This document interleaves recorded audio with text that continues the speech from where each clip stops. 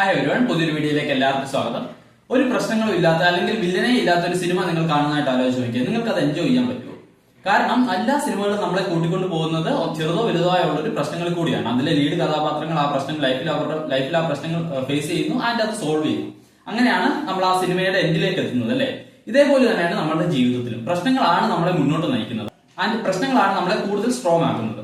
And നമ്മൾ ഓരോ പ്രശ്നം സോൾവ് ചെയ്യുമ്പോഴും നമുക്ക് ജീവിതത്തിൽ പുതിയ പുതിയ പ്രശ്നങ്ങൾ കിട്ടിക്കൊണ്ടേ. നിങ്ങൾ ഒരു എക്സാമ്പിൾ എടുത്തു കഴിഞ്ഞാൽ നിങ്ങൾ 9 to 5 ജോലി ചെയ്യുന്ന ഒരാളാണെന്ന് ഇരിക്കട്ടെ. ആൻഡ് ആ ജോലി നിങ്ങൾക്ക് ഇഷ്ടപ്പെടാൻ നിങ്ങൾക്ക് സ്വന്തമായിട്ട് എന്തെങ്കിലും തുടങ്ങണം എന്നുള്ള ആഗ്രഹത്തിൽ നിങ്ങൾ ചെറിയൊരു കോഫി ഷോപ്പ് തുടങ്ങുന്നിരിക്കട്ടെ.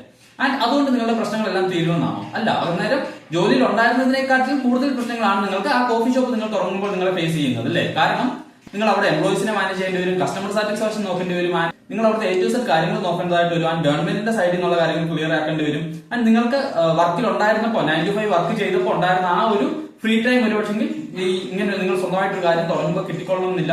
അങ്ങനെ നമ്മുടെ ലൈഫിൽ നമ്മൾ ഓരോ പ്രശ്നങ്ങൾ സോൾവ് ചെയ്യുന്നതനുസരിച്ച് നമുക്ക് പുതിയ പുതിയ പ്രശ്നങ്ങൾ കിട്ടിക്കൊണ്ടേയിരിക്കും. അപ്പോൾ ഇന്നത്തെ വീഡിയോയിൽ നമ്മൾ നോക്കാൻ പോകുന്നത് പ്രശ്നങ്ങൾ എങ്ങനെ അവോയ്ഡ് ചെയ്യണം എന്നല്ല, അത് നമുക്ക് പറ്റില്ല. നമുക്ക് പ്രശ്നങ്ങൾ എങ്ങനെ സോൾവ് ചെയ്യാം, എങ്ങനെ എഫിഷ്യന്റ് ആയിട്ട് ഒരു പ്രശ്നം സോൾവ് ചെയ്യാം, ആൻഡ് നമ്മളൊരു പ്രോബ്ലം സോൾവ് ചെയ്യുമ്പോൾ പൊതുവെ നമുക്ക് വരാൻ സാധ്യതയുള്ള കുറച്ച് മിസ്റ്റേക്സും അത് നമുക്ക് എങ്ങനെ ഇംപ്രൂവ് ചെയ്യാമെന്നുമാണ് ഇന്നത്തെ വീഡിയോയിൽ നമ്മൾ നോക്കുന്നത്. So let's get started. അതിൽ ഒന്നാമത്തെ കാര്യമാണ് നമ്മുടെ ലൈഫിൽ ഒരു പ്രശ്നങ്ങൾ ഉണ്ടായി കഴിയുമ്പോൾ അതിന്റെ ഓണർഷിപ്പ് നമ്മൾ ഏറ്റെടുക്കുക എന്നുള്ളത്. അതായത് മറ്റുള്ളവരെ അല്ലെങ്കിൽ രണ്ടുപേര് തമ്മിലാണ് പ്രശ്നമെങ്കിൽ അങ്ങോട്ടും ഇങ്ങോട്ടും ബ്ലെയിം ചെയ്യാതിരിക്കുക എന്നുള്ളത്. അതിനിപ്പോ നമ്മളൊരു എക്സാമ്പിൾ എടുത്തു കഴിഞ്ഞാൽ ഇപ്പൊ ജോലിയിൽ ചെയ്യേണ്ടുന്ന കാര്യങ്ങൾ നമ്മൾ ചെയ്തില്ല, ആക്ച്വലി നമ്മളത് മറന്നുപോയതാവാം.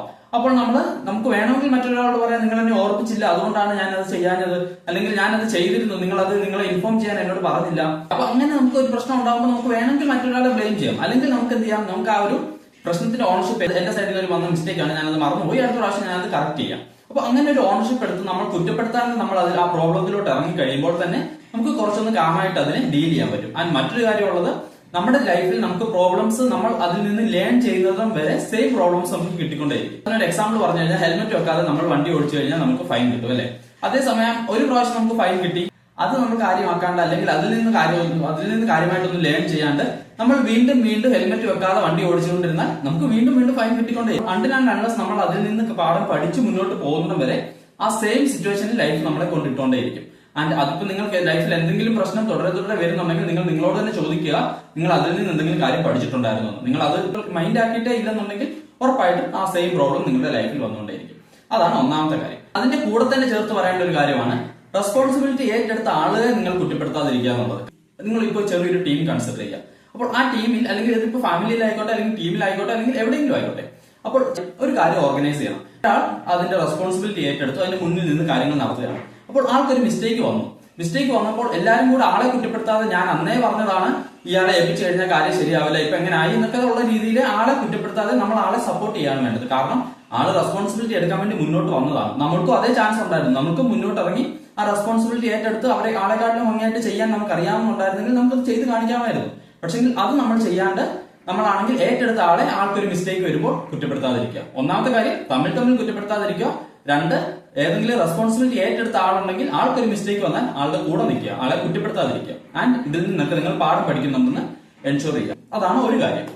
ആൻഡ് അടുത്ത രണ്ടാമത്തെ സെറ്റ് ഓഫ് കാര്യങ്ങളാണ് നമ്മൾ പ്രോബ്ലം കറക്റ്റ് ആയിട്ട് മനസ്സിലാക്കുക എന്നുള്ളത്. അതായത് ജനറലായി നമ്മൾ പെട്ടെന്ന് സൊല്യൂഷനിലേക്ക് എടുത്ത് ചാടാതെ അല്ലെങ്കിൽ നമ്മൾ പെട്ടെന്ന് കിട്ടിയ മുറി അറിവിന്റെ പുറത്ത് നമ്മൾ അസംഷൻസ് ഉണ്ടാക്കി അതിൽ നിന്ന് സൊല്യൂഷൻ കണ്ടെത്താൻ ശ്രമിക്കാതെ കാര്യം കറക്റ്റ് ആയിട്ട് എന്താണെന്നുള്ളത് മനസ്സിലാക്കുക. ഇപ്പൊ രണ്ട് പാർട്ടി ഇൻവോൾവ് ആയിട്ടുള്ള ഒരു കാര്യമാണെന്നുണ്ടെങ്കിൽ രണ്ടുപേരുടെ സൈഡ് കേട്ടതിന് ശേഷം അതിൽ നിന്ന് ഫുൾ പിക്ചർ കിട്ടിയിട്ട് മാത്രമേ നമ്മൾ സൊല്യൂഷനിലേക്ക് പോകാൻ പാടുള്ളൂ. അല്ലെങ്കിൽ സംഭവിക്കുന്നത് എന്താണെന്ന് വെച്ചാൽ നമ്മൾ സൊല്യൂഷൻ ഇംപ്ലിമെന്റ് ചെയ്തതിന് ശേഷവും ആ പ്രോബ്ലംസ് അവിടെ തന്നെ കാണും.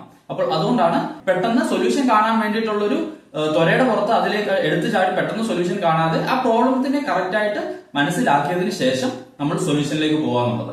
ആൻഡ് അതിന്റെ കൂടെ തന്നെ പറയേണ്ട മറ്റൊരു കാര്യമാണ് നമ്മൾ ജനറലൈസ് ചെയ്യാതിരിക്കുക എന്നുള്ളത്. അതായത് എനിക്ക് പറ്റി, ഇതെല്ലാവർക്കും പറ്റുന്ന കാര്യമാണ്, അതുകൊണ്ട് ഇതൊരു തെറ്റാണെന്ന് ഞാൻ പറയില്ല, അങ്ങനെ ഒരു ജനറലൈസ് ചെയ്യാതിരിക്കുക. മനുഷ്യനാണ്, മിസ്റ്റേക്സ് ഉണ്ടാവും, ബട്ട് സ്റ്റിൽ നമ്മൾ അതിനെ എല്ലാം ജനറലൈസ് ചെയ്ത് അതൊരു നോർമൽ ആയിട്ട് കാണാതിരിക്കുക. അതായത് തെറ്റായിട്ട് തന്നെ മനസ്സിലാക്കുക, അതിൽ നിന്ന് കാര്യങ്ങൾ മനസ്സിലാക്കി മുന്നോട്ട് പോകാന്നുള്ളത്. അപ്പോൾ ഡോണ്ട് ജനറലൈസ്. മൂന്നാമത്തെ കാര്യമാണ് ഒരു പ്രോബ്ലം നമുക്ക് ബിഗിനിങ്ങിൽ തന്നെ ഐഡന്റിഫൈ ചെയ്യാൻ കഴിയുക എന്നുള്ളത്. കാരണം പലപ്പോഴും നമുക്ക് സിംറ്റംസ് ആദ്യമേ കിട്ടാറുണ്ട്. അപ്പോൾ അതിന്റെ കൂടെ തന്നെ പറയേണ്ട മറ്റൊരു കാര്യമാണ് നമ്മൾ ഒരു നെഗറ്റീവ് മൈൻഡ് സെറ്റോട് കൂടി കാര്യങ്ങൾ പ്രൊക്രാസ്റ്റിനേറ്റ് ചെയ്ത് കഴിഞ്ഞാൽ, അതായത് ഓക്കെ സമയം ആയിട്ടില്ലല്ലോ, വരട്ടെ ആ എക്സാമിന്റെ ആ ഒരു 2 ആഴ്ച മുന്നേ നമുക്ക് പഠിക്കാം എന്നൊക്കെയുള്ള രീതിയിൽ ഈവൻ നമ്മൾ പ്രീ ഫൈനൽ എക്സാംസിനൊക്കെ നമ്മൾ തോറ്റിട്ട് നിൽക്കുകയാണെങ്കിൽ ഫൈനൽ എക്സാമിന്റെ ഒക്കെ ഒരാഴ്ച മുന്നേ 2 ആഴ്ച മുന്നേ പഠിച്ചാൽ മതി എന്നൊക്കെയുള്ള രീതിയിൽ നമ്മൾ ഒരു പക്ഷെങ്കിൽ പ്രൊക്രാസ്റ്റിനേറ്റ് ചെയ്തുകൊണ്ടേയിരിക്കും.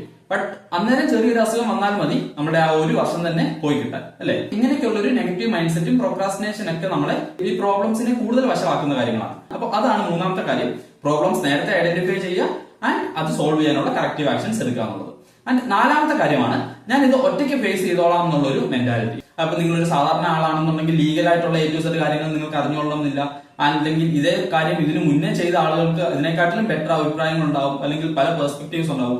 അപ്പോൾ ആരെയും കൂസാണ്ട്, അതായത് ആരുടെയും അഭിപ്രായം എടുക്കാതെ ഇത് ഞാൻ ഒറ്റയ്ക്ക് ചെയ്തോളാം, എന്റെ ജീവിതമല്ലേ, ഞാൻ ഫേസ് ചെയ്തോളാം എന്നൊക്കെയുള്ളൊരു ആറ്റിറ്റ്യൂഡും ഒരു പക്ഷേ നമ്മളെ അബദ്ധങ്ങളിൽ കൊണ്ട് ചാടിക്കും. അപ്പോൾ ഒരു പ്രോബ്ലം ഉണ്ടായി കഴിയുമ്പോൾ നിങ്ങൾ തന്നെ സോൾവ് ചെയ്യണം.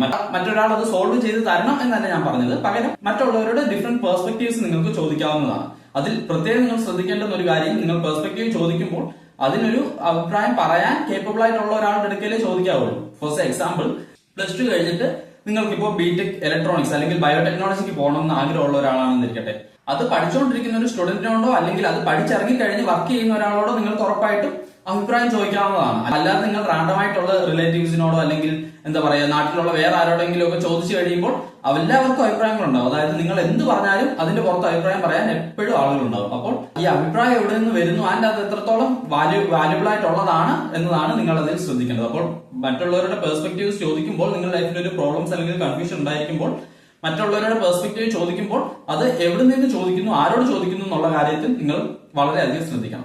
അടുത്ത 5ാമത്തെ കാര്യമാണ്, നിങ്ങൾ ഫേസ് ചെയ്യുന്ന പ്രോബ്ലം കുറച്ച് വലുതാണെന്നുണ്ടെങ്കിൽ അതിനെ നിങ്ങൾ ഒന്ന് ബ്രേക്ക് ഡൗൺ ചെയ്യാന്നുള്ളത്. അപ്പൊ അത് നിങ്ങളൊന്ന് കാമായിട്ട് നിന്ന് അനലൈസ് ചെയ്ത് കഴിയുമ്പോൾ നിങ്ങൾക്ക് മനസ്സിലാവും ഇന്ന രീതിയിൽ നമുക്ക് ഇതിനെ ബ്രേക്ക് ഡൗൺ ചെയ്യാം. അങ്ങനെ ബ്രേക്ക് ഡൗൺ ചെയ്ത് കഴിഞ്ഞാൽ നിങ്ങൾക്ക് അത് ആക്ഷനബിൾ ഐറ്റംസ് ആയിട്ട് കൺവേർട്ട് ചെയ്യാൻ വളരെയധികം ഈസി ആയിരിക്കും. അതിന് നമ്മളൊരു എക്സാമ്പിൾ എടുത്തു കഴിഞ്ഞാൽ, നിങ്ങളൊരു ബിടെക്കിന് ജോയിൻ ചെയ്തെന്നിരിക്കട്ടെ, 4 വർഷത്തിന് ശേഷം നിങ്ങൾക്ക് ഒരു ജോലി കിട്ടേണ്ടതായിട്ടുണ്ട്. അപ്പൊ നിങ്ങൾ ഇപ്പോഴേ ആ ജോലിയെ പറ്റി മാത്രം ചിന്തിക്കാണ്ട് നിങ്ങളുടെ ആ പ്രസന്റ് മൊമെന്റിൽ കൂടി നിങ്ങൾ ജീവിക്കുക എന്നുള്ളതാണ് അതിലൊരു കാര്യം. അപ്പോൾ അതിന് നിങ്ങൾക്ക് എന്ത് ചെയ്യാമെന്ന് വെച്ച് കഴിഞ്ഞാൽ, നിങ്ങൾക്ക് ജസ്റ്റ് ഒരു റോഡ് മാപ്പ് ഇടാം. അതായത് ഇത്ര പേപ്പേഴ്സ് ആണ് എനിക്ക് എഴുതിയെടുക്കാനുള്ളത് ആൻഡ് അതിന്റെ കൂടെ ഇന്ന കാര്യങ്ങളാണ് എനിക്ക് ചെയ്യാനുള്ളത്. അതിനുശേഷമാണ് ഞാൻ ആപ്റ്റിറ്റ്യൂഡിനും ഇന്റർവ്യൂവിനും ഒക്കെ വേണ്ടിയിട്ട് പ്രിപ്പയർ ചെയ്ത് കഴിയുമ്പോഴേ എനിക്ക് അവിടത്തേക്ക് ആ ഒരു ജോലിയിലേക്ക് എത്തിപ്പെടാൻ പറ്റുള്ളൂ. അപ്പൊ അതിനനുസരിച്ച് നിങ്ങൾക്ക് ഒരു റോഡ് മാപ്പ് ഇട്ട് ഒരു ടൈം ബൗണ്ടഡ് ആയിട്ടുള്ള ഒരു റോഡ് മാപ്പ് ഇട്ട് കഴിഞ്ഞാൽ നിങ്ങൾക്ക് ആ കാര്യങ്ങൾ കറക്റ്റ് ആയിട്ട് ചെയ്തു പോകാനും പറ്റും. ആൻഡ് അത്രയും സ്ട്രെസ്ഡ് ആവില്ല നിങ്ങൾ. അതായത് ആ പ്രോബ്ലത്തിനെ വലുതായി കാണുന്നതിന് വരെ ഓക്കെ ഈ മാസം എന്താണ് ചെയ്യാനുള്ളത്, അല്ലെങ്കിൽ ഈ സെമസ്റ്ററിൽ എന്താണ് എനിക്ക് ചെയ്യാനുള്ളത്, ഓക്കെ ഇത്രയും കാര്യങ്ങളാണ് എനിക്ക് ഈ സെമസ്റ്ററിൽ അക്കംപ്ലിഷ് ചെയ്യാനുള്ളത്.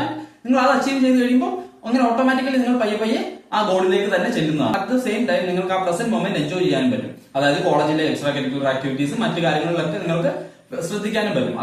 അതല്ലാതെ നിങ്ങൾ ഈ കമ്പനിയിൽ കിട്ടുമോ ഇല്ലയോ എന്നൊക്കെയുള്ള ഒരു ടെൻഷൻ വെച്ചുകൊണ്ട് ആദ്യം തൊട്ടേ ഇരുന്ന് കഴിഞ്ഞാൽ ഒരു പക്ഷേ നിങ്ങൾക്ക് കറക്റ്റ് ആയിട്ടുള്ള ആക്ഷൻ എടുക്കാൻ പറ്റിക്കൊള്ളണമെന്നില്ല ആൻഡ് നിങ്ങൾ ആ റിസൾട്ടിലോട്ട് എത്തിക്കൊള്ളണമെന്നില്ല. അതാണ് 5ാമത്തെ പോയിന്റ്. അതായത് നിങ്ങൾ ആ പ്രോബ്ലത്തിനെ കാമായിട്ട് ഫേസ് ചെയ്തുകൊണ്ട് അതിനെ ബ്രേക്ക് ഡൗൺ ചെയ്യുക. എന്തൊക്കെ കാര്യങ്ങളാണ് നമുക്ക് ചെയ്യാനുള്ളതെന്ന് മനസ്സിലാക്കി അതൊരു ആക്ഷനബിൾ ഐറ്റംസ് ആയിട്ട് കൺവേർട്ട് ചെയ്യാന്നുള്ളത്.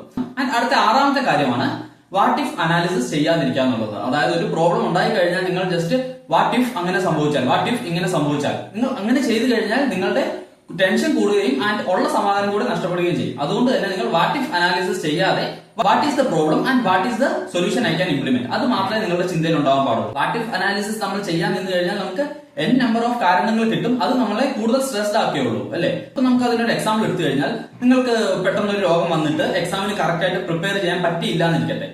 ആകെ 2 ദിവസമേ ഉള്ളൂ നിങ്ങളുടെ മുന്നിൽ ആൻഡ് അത് കുറച്ച് ടഫ് ആയിട്ടുള്ള ഒരു എക്സാം ആണ്.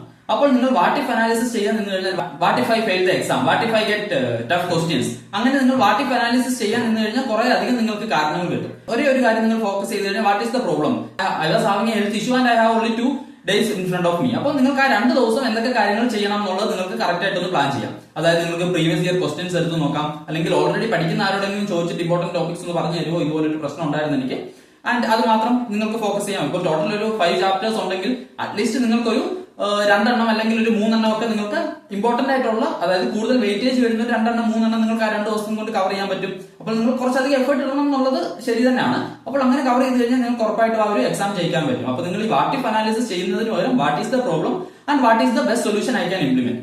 അപ്പോൾ അതാണ് 6ാമത്തെ പോയിന്റ്. ആൻഡ് ലാസ്റ്റിലത്തെ പോയിന്റ് ആണ്, ഇതെല്ലാം ഒരു ട്രയൽ ആൻഡ് എറർ ആണ്. അതായത് നമ്മുടെ ലൈഫിൽ ഒരു പ്രോബ്ലം ഉണ്ടാകുമ്പോൾ നമ്മളൊരു സൊല്യൂഷൻ കാണുന്നു, നമ്മൾ അത് ജസ്റ്റ് ട്രൈ ചെയ്ത് നോക്കുന്നു, അതിൽ എന്തെങ്കിലും സംഭവിക്കുന്നു, ഒരു എറർ സംഭവിക്കുന്നു, നമുക്ക് അടുത്ത പ്രോബ്ലം കിട്ടുന്നു, വീണ്ടും ട്രൈ ചെയ്യുന്നു. ഇതിലൊക്കെ ഉപരിയായിട്ട് ഒരു പ്രശ്നം നിങ്ങൾക്ക് ഉണ്ടാകുമ്പോൾ അതിൽ നിന്ന് നിങ്ങൾ കാര്യങ്ങൾ പഠിച്ചു മുന്നോട്ട് പോകുന്നു എന്ന് നിങ്ങൾ ഉറപ്പുവരുത്തുക. അല്ലെങ്കിൽ അതേ പ്രശ്നം അതേ സാഹചര്യം നിങ്ങളുടെ ലൈഫിൽ വീണ്ടും ഉണ്ടാവും. അപ്പൊ അത് അത്രമേ ഉള്ളൂ ഇന്നത്തെ വീഡിയോയിൽ. നിങ്ങൾക്ക് എന്തെങ്കിലും പോയിന്റ്സോ അല്ലെങ്കിൽ ടിപ്പുകളോ കാര്യങ്ങളോ എന്തെങ്കിലും പറയാനുണ്ടെങ്കിൽ please do let me know in the comment section. അടുത്തൊരു വീഡിയോയിൽ നമുക്ക് വീണ്ടും കാണാം. അതുവരെയും താങ്ക്സ് ഫോർ വാച്ചിങ്. ബൈ.